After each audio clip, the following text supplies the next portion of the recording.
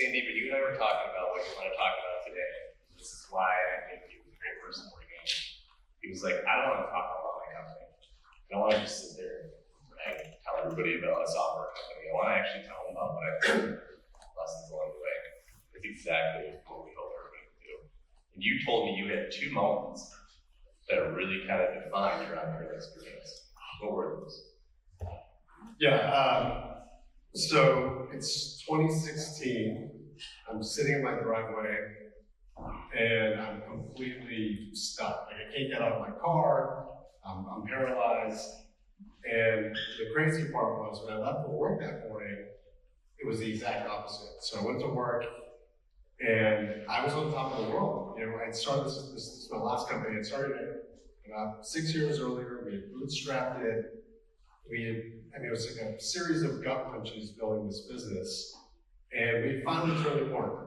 And finally felt like things were going our way. We built up the team. We had about 75 employees, office in New York. Things were finally going in the right direction. You know, on the personal front, we had our 3rd child. We had moved into this new house. Like everything felt great. And that's when I left for work that morning. And when I got home, it was the exact opposite.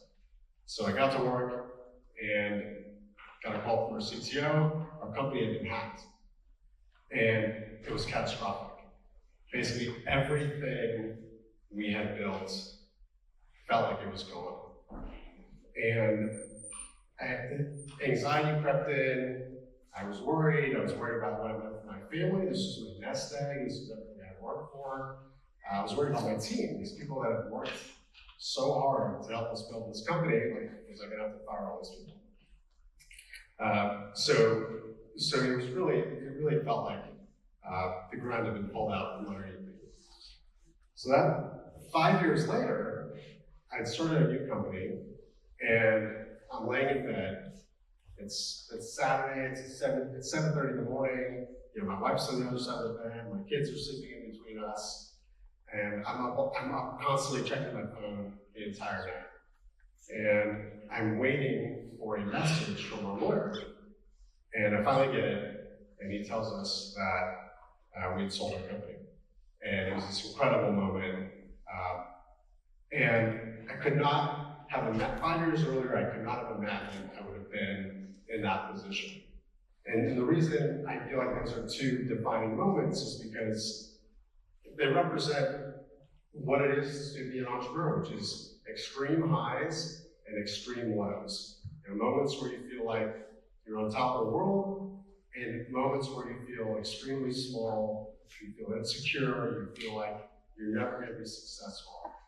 And, you know, that's what I want to talk about today as much as we can, because I feel like so much of entrepreneurship, like everyone talks about the tactical stuff, the strategies, the things you need to do, what sector you need to build in, but I feel like so much of it's about a mindset.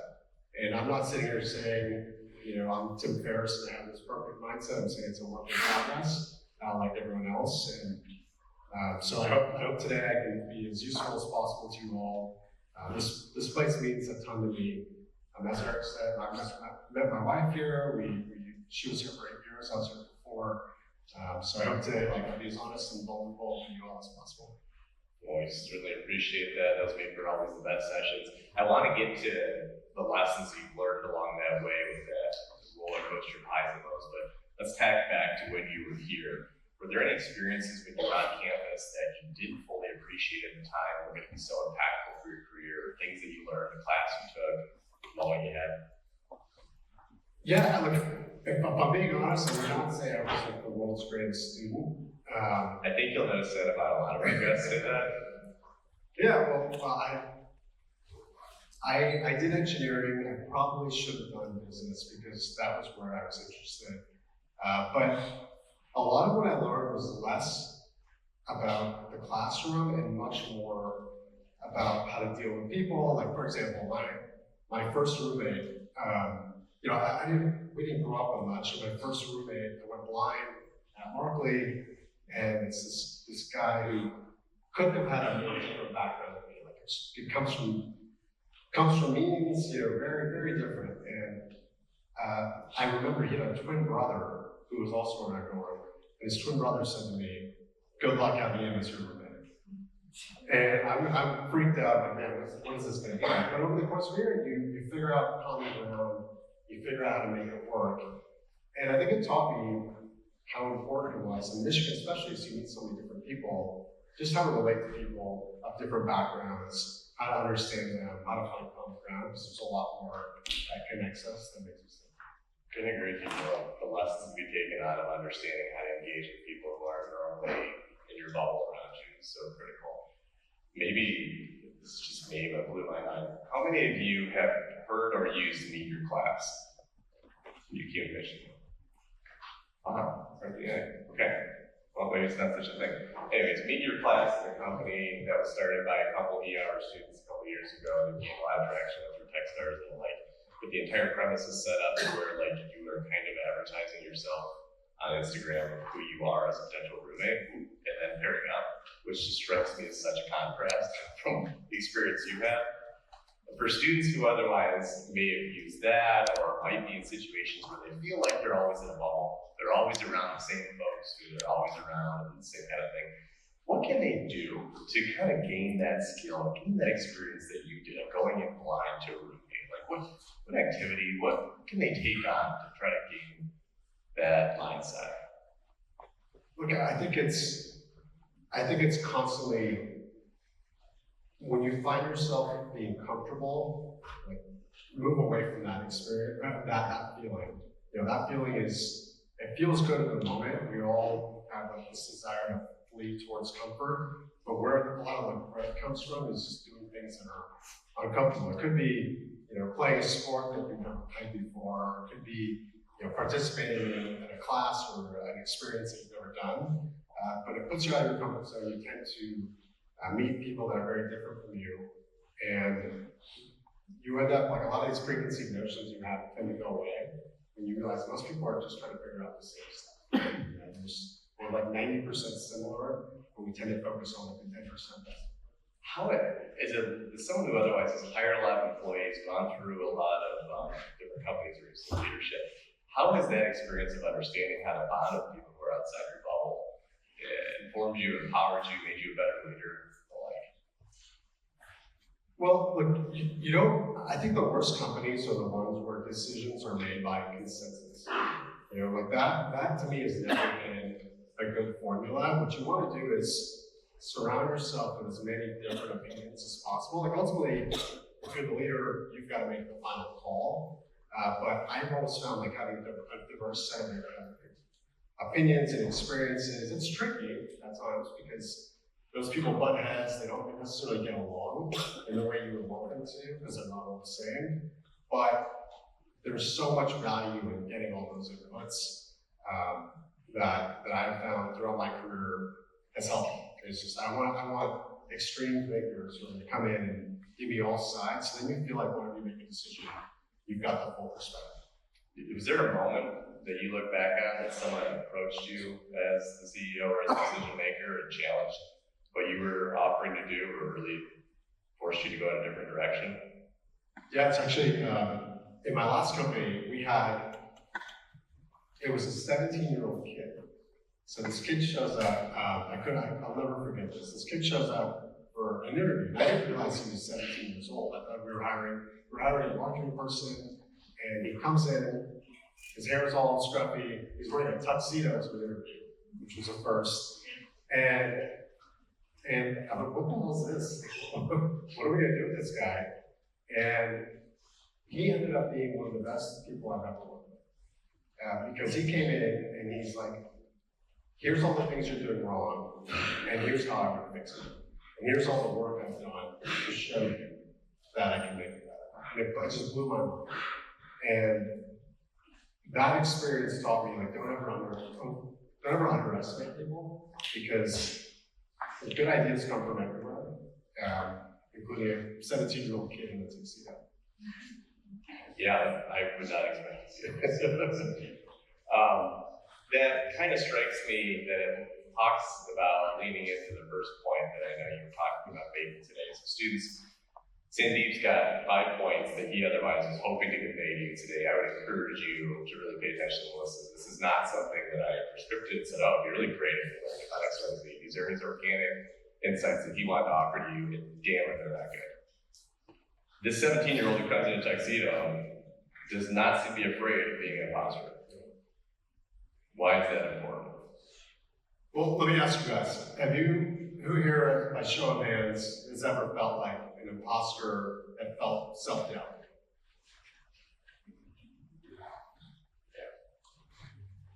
I think for the most part, all of us have, right?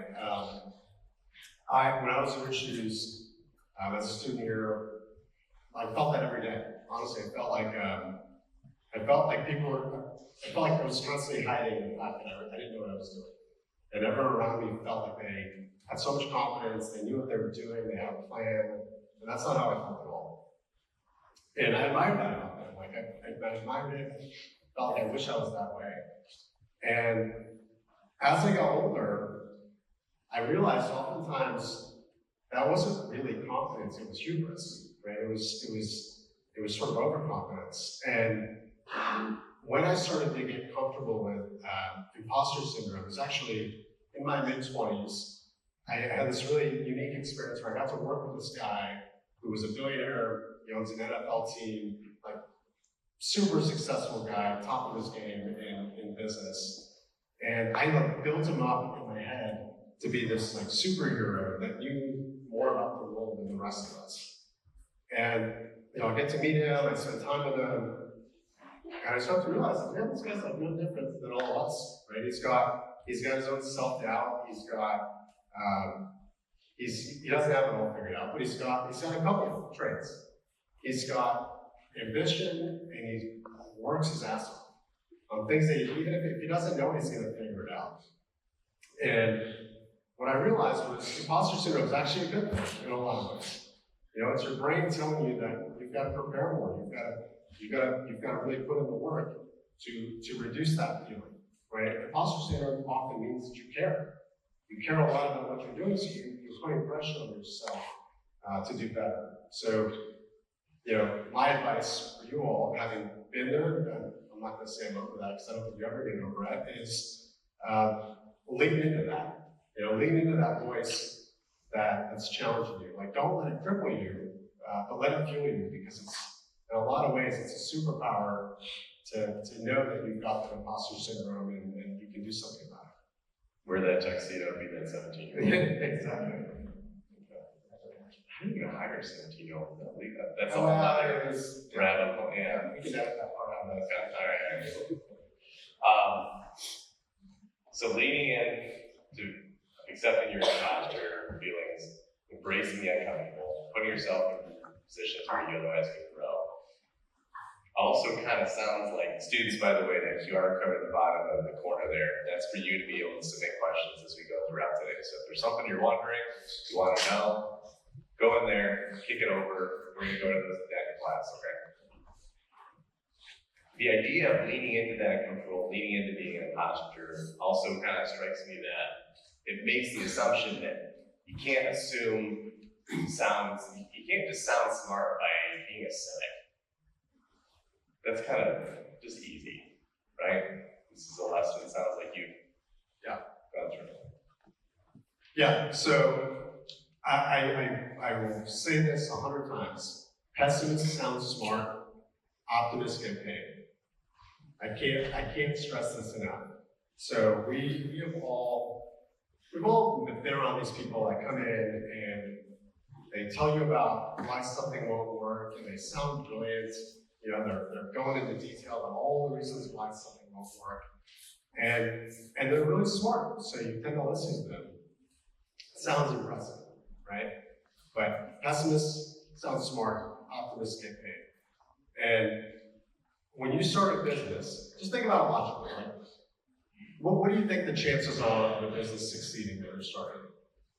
5%. Different. 5%, 10%?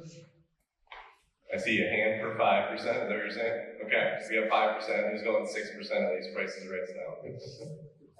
Well, we got 7%, very brave of you. It's low, it's sub 10%. And so,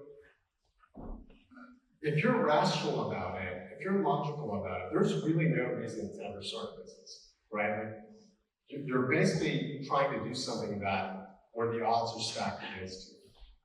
And what I found, and I've made this mistake so many times, where I've hired someone who blew me away in an interview because they told me about all the reasons why, what was wrong with my business, all the reasons that they could fix it. And when I look back, I've hired hundreds of people, I've fired hundreds of people over the years, unfortunately. If I do a post-mortem on what worked and what didn't, it's never ever been where they go to school, what kind of grades do they have, where do they work? Do they work at Goldman Sachs or McKinsey or Google? Those are never the reasons why someone worked. The reasons why someone worked is because they looked at a problem and said, we can figure this out, right? They didn't get scared by the fire, right? We always talk about this, like, you want people who, when they see a fire, they're gonna run towards it, right? And those are typically optimists. And I'm not saying like blind optimism. There are times when things are just bad, right? You have to be self-aware and admit it, but you want people who are going to look for the solution. There's this great Barack Obama video where he talks about how the most useful thing you can be when you're young is just someone who looks at a problem and says, I'm gonna figure it out. I got this, right? And that's the skill, being action-oriented, being solution-oriented. That's one of our core values at Vacuum is solution orientation. And to do that, you gotta be optimistic, right? And that's, I can't stress that enough. Surround yourself with people that have that mentality. Those are the people that typically win in their careers. It's just so true. I mean, I've been at CFE for 9 years now. And when you're thinking about, be it a staff member, a faculty member, a professor, or a research PI, whatever, and you're thinking about well, why should they otherwise mention him or her to this employer instead of me? Why aren't they thinking of me? Why didn't they otherwise think about me? It's because they otherwise saw that other person take that initiative at some point in time, run towards the fire, otherwise attempt to figure out the problem even if they didn't know how. It didn't just go, oh well. Yeah, I mean, look, I remember working specifically with two guys, and we would go, we were trying to buy companies. It was private equity, we were meeting these founders, and one guy in those meetings would always talk about, would praise the founder, talk about how amazing it was, what they were doing. One guy who would never run a business was the guy that was basically talking shit about the founder. Why didn't you do this? Why didn't you do that? You should have done this. And I remember sitting there thinking man, if I was the founder or the CEO of that company, it would really piss me off to hear this guy who's never run anything poking holes in my business. And if you look at the two of them, the guy that was most successful was the guy that was the one that was looking for all the good in these companies, looking for all, had such an optimistic view of where the world was going, right? Yeah. Why? What's the point of just being pessimistic? Sure, it's easy. Yeah. Especially if you're going to launch a company. The odds are better than not, it's not going to work. It's not why you're doing it. That would otherwise dissuade you immediately.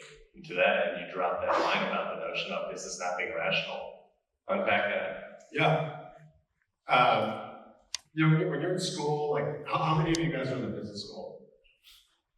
So a handful of folks. When you're in business school, when you come out of college, I think you're told markets are rational, business is rational, markets are efficient. You hear that a lot.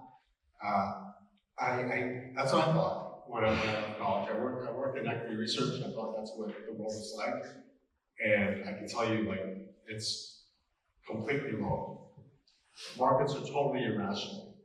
Did you guys heard of the company WeWork? Anybody heard of that company? Yeah, show hands. WeWork.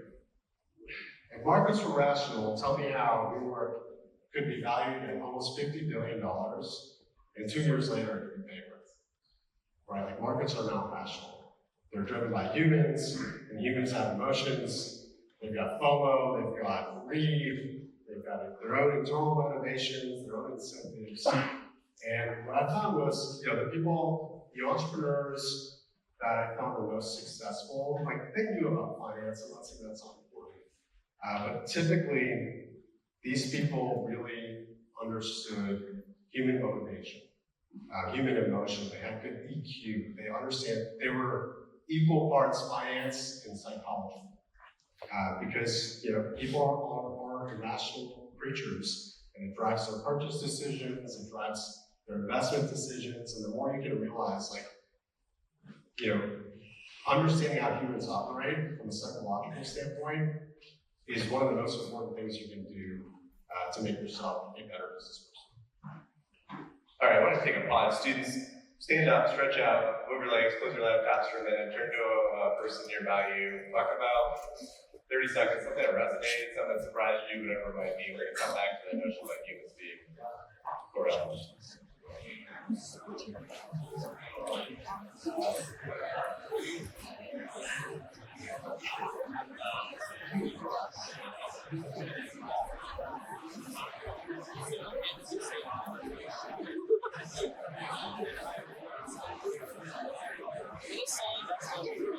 Just you? Yeah, I was. You're irrational.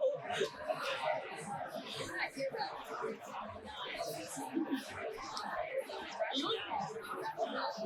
Well, it's the same thing with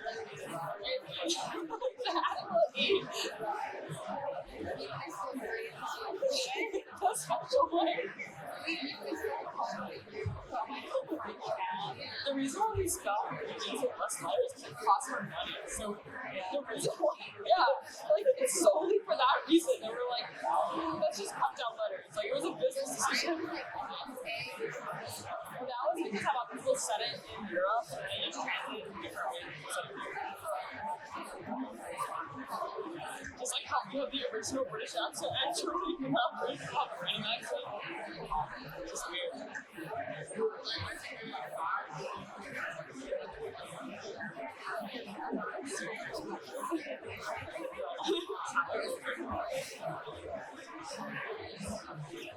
Alright, thank you. Appreciate you. Alright, same kind of thing we did last week. Shout it out. Who otherwise learned something, felt something, what have you, that really stuck. Use your loud voice, your outside voice. We have decision making should be consensus. Yeah, should be consensus. I like that one. For sure. Anybody else? Evidently, there's almost a consensus that we're not going to reply. Okay, cool. Okay, jumping back into where we left off.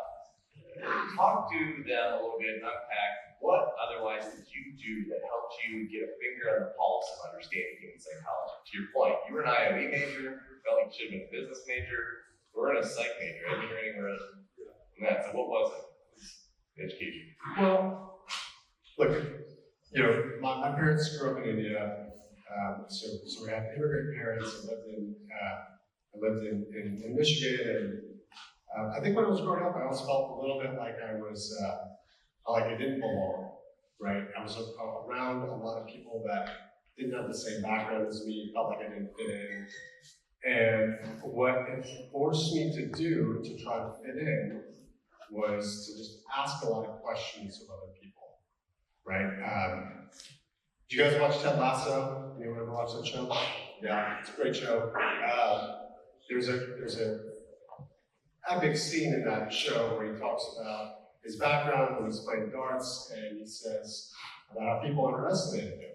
And he always felt like you should be curious, not judgmental. And I know it's a little corny, but I actually always thought that resonated with me. The best way to understand people is just ask a lot of questions. That's like the most actionable thing I can tell you all to do when you leave here is be genuinely curious about the people around you, not for any other motivations or trying to get something out of it, but just because it's actually amazing to learn about other people and their stories. And everyone's got an interesting story, right? Everyone's got their own worldview, their own learn experiences. And I think the more you can like tap into that, the more you learn how people think, and the better like just emotional intelligence you have, the more empathy you have for them, which helps. It just helps a lot because it opens up your horizons. Last week, when we did that same kind of like turn your neighbor introduction thing, I was like, my heart was truly warmed to go to the Fireside Cafe afterward and see two students who didn't know each other eating lunch together. It's like, oh my God, that's exactly what you would hope to have happen. How many of you, out of curiosity, followed up, sent a text, got lunch, whatever, with somebody we met? Two people. Okay, a couple of them. All right, that's strong in the front row there. All right, that's cool. We're all sitting together this week. To what you just said, you might consider doing it. Be with who you met last week, today, or otherwise. Explore that curiosity. You never know. I would tell you, like, you guys been to a lot of networking events where you got to go and you don't know anyone. I always find those things to be super painful. It requires a level of energy to go to. So I never want to go to them, and as soon as I come home from them, I'm always so thankful I went. Because it pushes you out of your comfort zone, you're forced to make conversation with people. So I'd encourage you all to do it not because you're trying to get something again, because like transactional networking is the worst. Do it just because you want to meet people and you want to learn from them. And I think people are genuinely very willing to help if they feel like what you're doing is sincere and it's coming from a good place. And people are pretty smart about sniffing out if it's, hey, I'm just having this conversation because I want to see if you can get an internship or a job or whatever. Yeah, and it strikes me that as you're getting to know somebody and you're otherwise sincerely exploring your curiosity and interest, you're learning about their external narrative that they're otherwise portraying, they're putting out, that they already, that you're aware of, or like. And I know you have some strong thoughts on personal narratives. Yeah, look, I think external narratives are bullshit.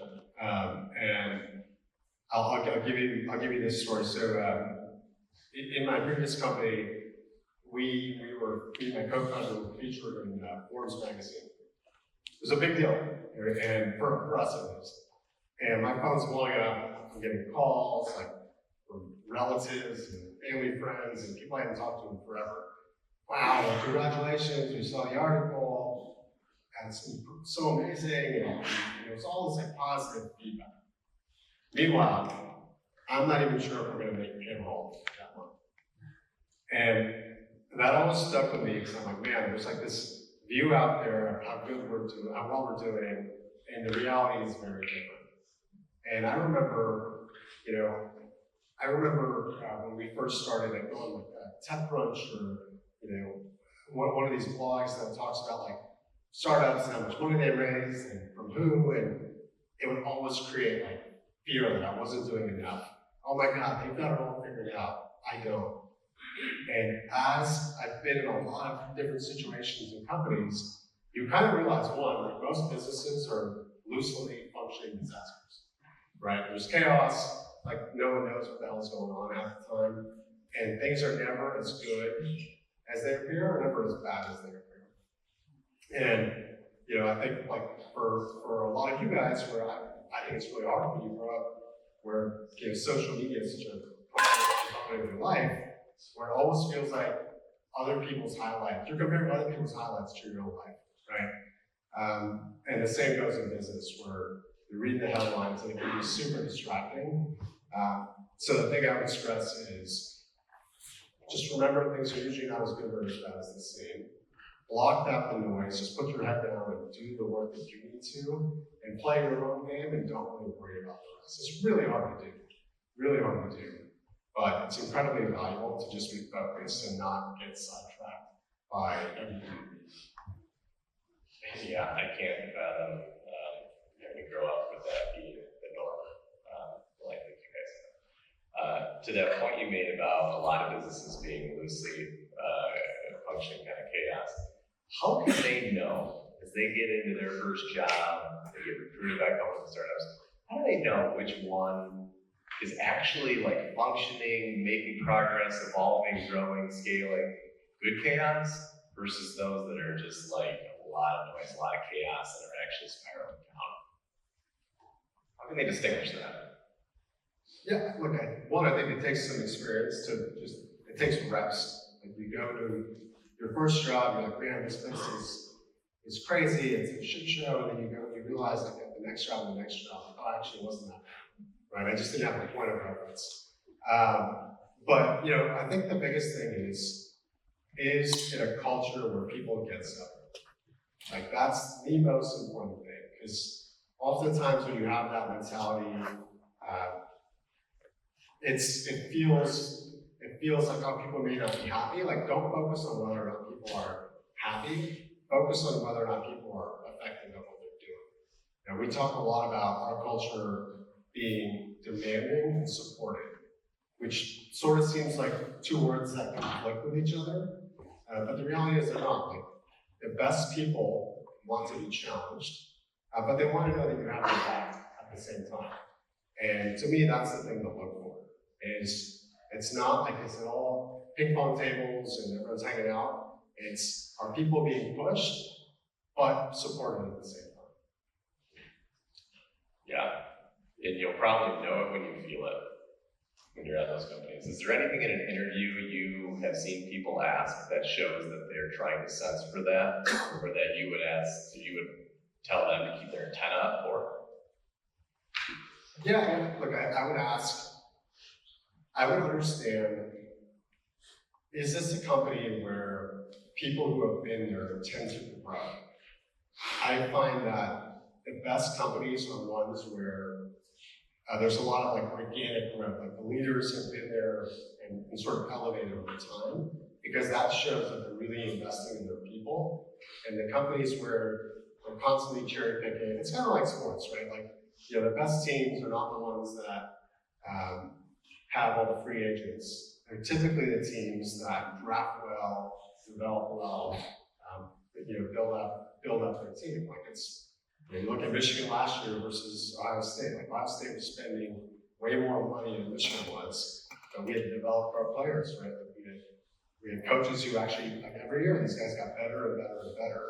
And that's the type of environment you want to be in. So I look for signals around that. Not like talk, because everyone will say, oh, we've got this track that you go in and you can go this or that. But like truly, is it backed up in evidence of people having grown from like starting here and moving up over time? And for whatever it's worth too, if I were in your boat and trying to sense that out for my first job, if I was being interviewed and then considering an offer, I would be seeking out on LinkedIn or otherwise the people who work at that company who have been there for 5+ years and reaching out to them and asking those questions. And reaching out to the people that left as well. Like I was talking to my niece yesterday about this. Like I think one of the things, like I did not, when I was interviewing for jobs when I was in school, I knew pretty quickly I was not going to get those jobs on the back of my GPA. Right?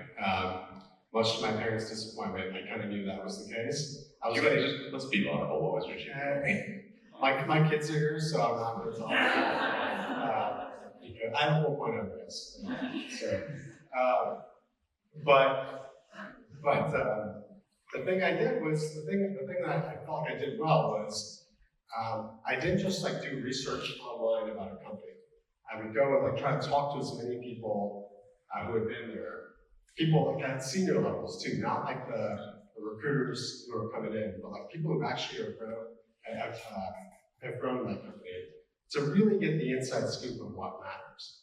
And it's amazing what you learn from a 10-minute conversation that you won't learn from spending 10 hours researching. There's sort of a benefit to being lazy sometimes because you find shortcuts that can be really valuable, right? So I would encourage you all can you have all the tools available to you? There's no excuse for it now. Like, reach out. Like I said, people are willing to help if they feel like they're sincere, right? If you're reaching out because you want an internship and it's transparent, way less likely to help, right? But if you're genuinely curious, they're going to help. It might take a couple times reaching out, but they will help. So you're going to notice a pattern throughout classes this semester. You're going to hear a lot of founders and entrepreneurs coming in talking to you about the trials and tribulations, the highs and lows, the moments that otherwise you're sitting in your car, you don't want to go in, somebody got hacked at you. That is all not to dispel you from becoming entrepreneurs or founders, but to inform you in that journey and understanding what you're embarking on. Is entrepreneurship worth it? 100%. So I always want to make sure in these talks that people don't come away feeling like, oh, everything is amazing. Like I just think that's the wrong message.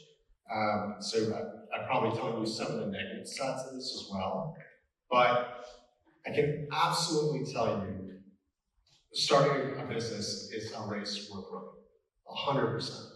Like when I look, like, I will, again, I'll be honest here, like I'm not gonna sit here and say like I don't care about money. I didn't grow up with a lot.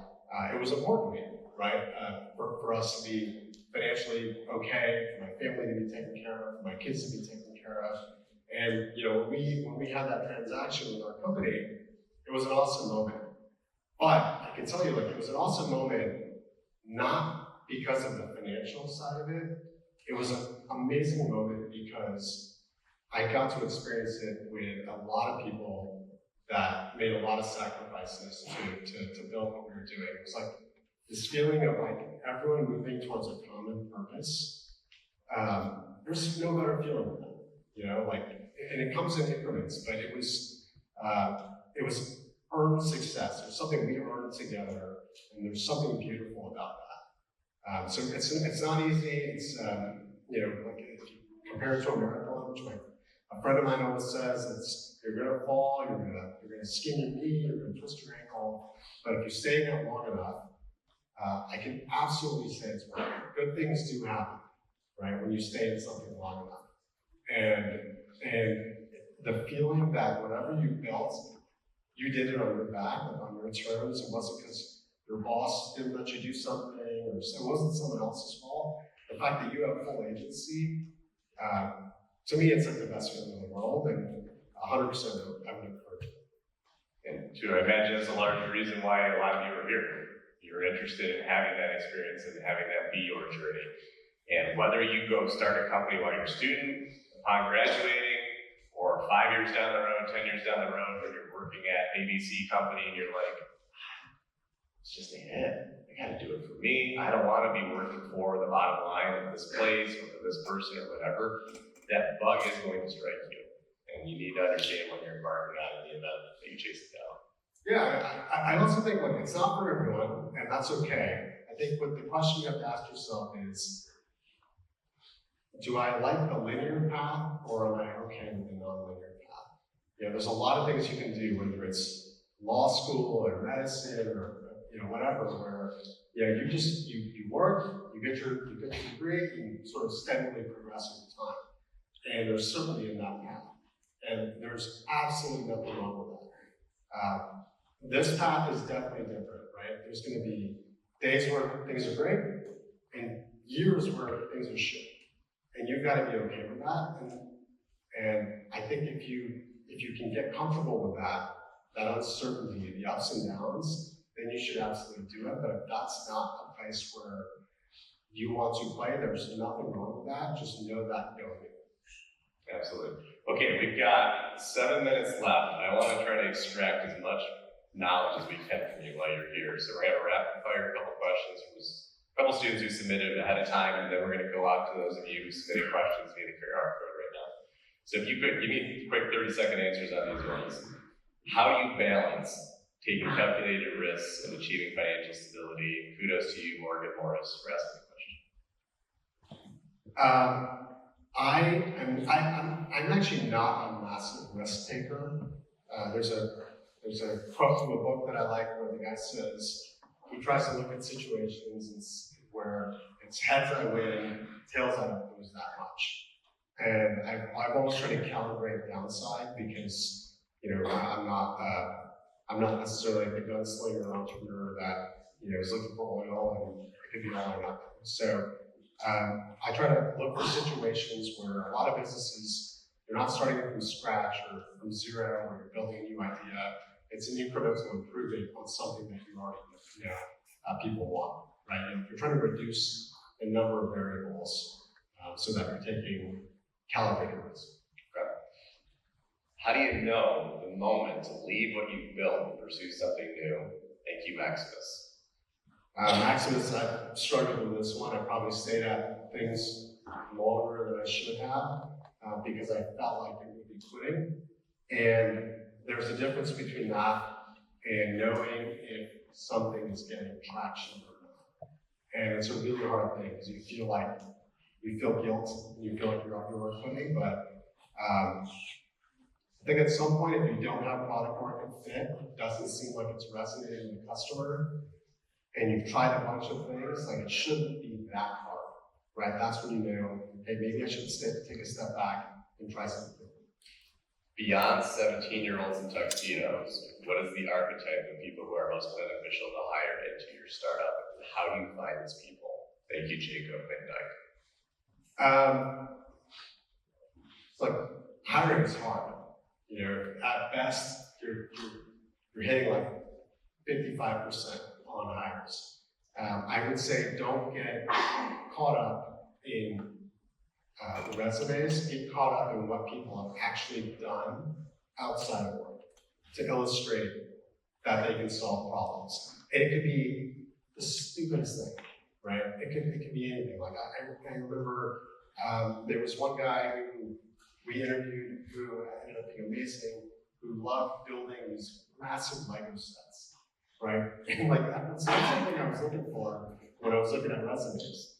Another person who hustled in college by having 2 different jobs where you're like, okay, that's someone that can figure things out and get things done. Those are the characteristics I always look for. Like it's something I always tell my kids about is you've got to do things, you've got to find different ways, unique ways to differentiate yourself. Love that. Okay, those of you who submitted questions, we're going to have a mic run out to you.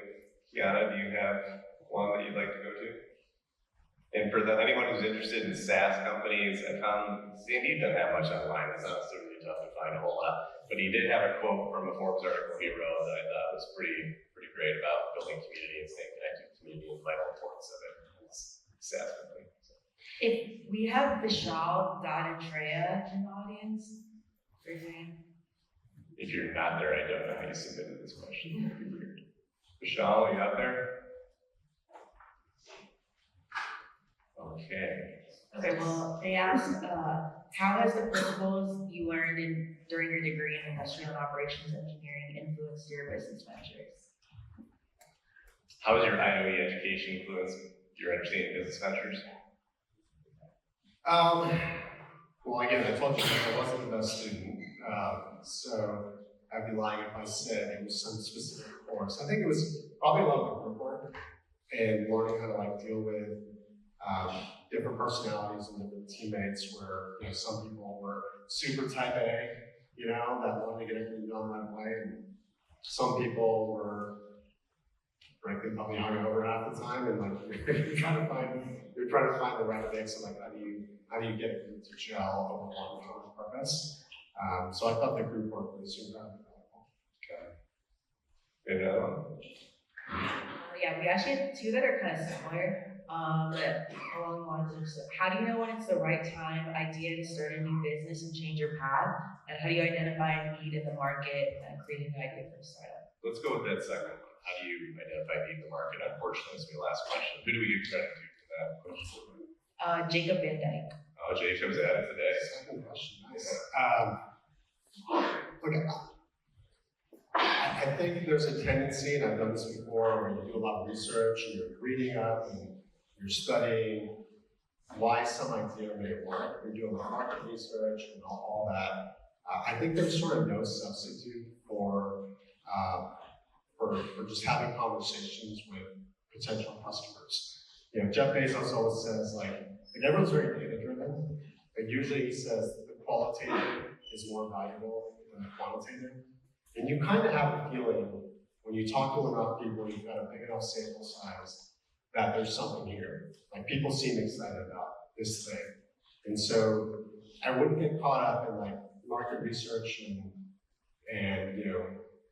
trying to get as much data as possible. I would try to get a feel for people's emotions when they talk about this idea, people's feelings they give you when you say, hey, how would you feel if I actually solved this problem for you? Like, how valuable would that be? And typically, when there's a lot of passion behind that, there's something there, and that's like where you gotta go and dig a little bit deeper. Love it. Have a great weekend, everybody. Stay warm out there. See you next Friday. Thank you.